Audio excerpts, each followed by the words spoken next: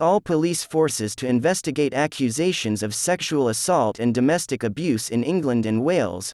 All police forces are being asked to look into accusations of indecent exposure, sex crimes, and violence against women made against serving officers.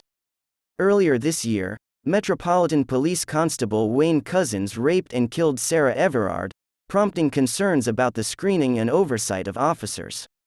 As well as why Couzens was not charged in 2 indecent exposure cases, a public investigation will look into how he remained on the force after being dubbed the rapist by coworkers. This includes indecent exposure by serving police officers and employees, the National Police Chiefs Council, NPCC, stated.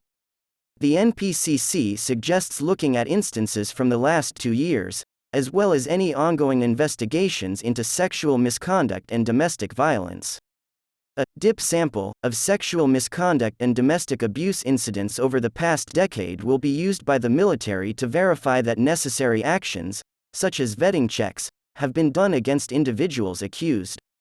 As a result, chief constables will make it a priority to ensure that information is exchanged between the regional forces responsible for investigating an incident and the force where an officer is assigned. Also, they will evaluate their force's reaction to violence against women, check on screening processes, and talk about values and standards. Last week, the NPCC met with all of the chief constables of the English and Welsh police forces to establish an action plan. The NPCC is in charge of coordination, but the armed forces will be responsible for conducting their own evaluations. The inspections have not yet been scheduled and the results may not be made public. On Friday, the Metropolitan Police revealed the results of its own investigation into sex crimes and domestic abuse incidents involving current and former officers and employees. Last week, Priti Patel announced the launch of a separate public investigation into how long Couzens was permitted to stay on the force and broader concerns, highlighted by the incident. Several investigations into the murder have already been launched by the National Police Watchdog, including one investigating information exchanged in a WhatsApp group including Couzens.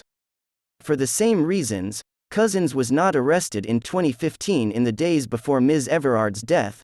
The Independent Office for Police Conduct, IOPC,